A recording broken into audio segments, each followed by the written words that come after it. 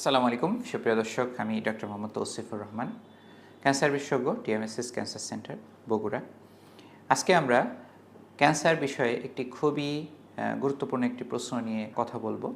তো আমাদের সেই প্রশ্নটি হচ্ছে যে ক্যান্সারের জীবাণু আসলে কি? সাধারণ মানুষের মধ্যে খুবই কমন একটি পারসেপশন, খুবই কমন একটি ধারণা যে ক্যান্সারের জীবাণু পাওয়া গেছে, ক্যান্সারের জীবাণু পাওয়া যায় নাই, বা ক্যান্সারের জীবাণু ছড়িয়ে গেছে। আসলে জীবাণু জিনিসটা আসলে কি? তো সাধারণ মানুষ আসলে জীবাণু বলতে যে জিনিসটাকে বোঝায় সেটি আসলে ক্যান্সারের কোষ বা ম্যালিগন্যান্ট সেল। জীবাণু বলতে যে জিনিসটাকে আমরা সাধারণভাবে মিন করি যে ব্যাকটেরিয়া, ভাইরাস বা কোনো ফাঙ্গাস বা কোনো প্রোটোজোয়া, যে কোনো ধরনের, বা ইনসেকটিসাইড, সেই জিনিসগুলো আসলে ক্যান্সারের ক্ষেত্রে সত্য নয়। ক্যান্সারের জীবাণু বলতে যেটাকে বোঝানো হয়, সাধারণ মানুষ মনে করে, সেটি হচ্ছে ম্যালিগন্যান্ট সেল, সেটি হচ্ছে টিউমারের কোষ। তো এই কোষটা যখন মানুষের শরীরে খুঁজে পাওয়া যায় তখন তো আমরা সেটাকে ক্যান্সার বলি, বা রিপোর্ট অনুযায়ী সেটাকে ম্যালিগন্যান্ট সেল বা ক্যান্সার কোষ বলা হয়, বা ক্যান্সারের ধরনটাকে চিহ্নিত করা হয় এই কোষ দিয়ে।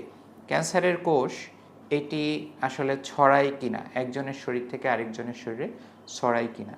না, ক্যান্সারের কোষ একজনের শরীর থেকে আরেকজনের শরীরে ছড়ায় না। জীবাণু বলতে আমরা যেটা বুঝি, জীবাণু কিন্তু একজনের শরীর থেকে আরেকজনের শরীরে ছড়াতে পারে, কিন্তু ক্যান্সারের কোষ এটি কিন্তু একজনের শরীর থেকে আরেকজনের শরীরে ছড়ায় না।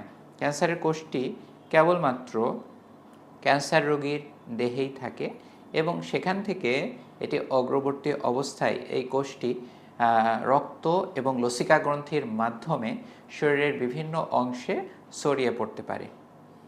তো প্রকৃতপক্ষে ক্যান্সারের কোনো জীবাণু নেই, এবং আমরা জানলাম প্রিয় দর্শক যে ক্যান্সার কোষ আসলে ক্যান্সারের কোনো জীবাণু নয়। সাধারণ মানুষ ক্যান্সারের জীবাণু যেটা মিন করে সেটি আসলে ক্যান্সারের কোষ, এবং এটি একজনের শরীর থেকে আরেকজনের শরীরে ছড়ায় না। ক্যান্সারের জীবাণু বলার মাধ্যমে একজন ক্যান্সার আক্রান্ত ব্যক্তিকে অন্য মানুষের থেকে, সংস্পর্শ থেকে মিশতে তাকে বাধাগ্রস্ত করা হয়, বা তাকে অনেকটা একঘরে করে দেওয়া হয়। আসলে ক্যান্সারের জীবাণু বলতে কিছুই নেই। ক্যান্সার যে কোষ, এটি যদি অপারেশন বা অন্যান্য কেমোথেরাপি, রেডিওথেরাপি বা অন্যান্য থেরাপির মাধ্যমে ক্যান্সার যখন কিওর হয়ে যায় তখন তার শরীরে আর এই ক্যান্সারের কোষ থাকে না, এবং এটি কোনো ছোঁয়াচেও নাই, বা এটি একজনের শরীর থেকে আরেকজনের শরীরে ছড়ায়ও না। তো প্রিয় দর্শক, আমরা জানলাম যে ক্যান্সারের কোনো জীবাণু নেই। আসুন আমরা নিজে সচেতন হই, পরিবার এবং সমাজকে সচেতন করি।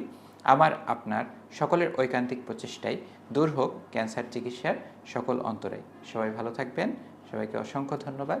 আসসালামু আলাইকুম।